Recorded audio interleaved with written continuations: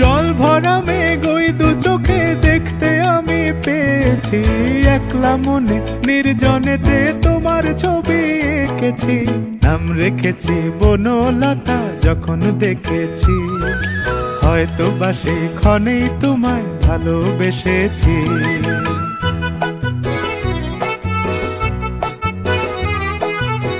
বনলতা কথা হয়ো না গো কুণ্ঠিতা, বনলতা কথা হয়ো না গো কুণ্ঠিতা।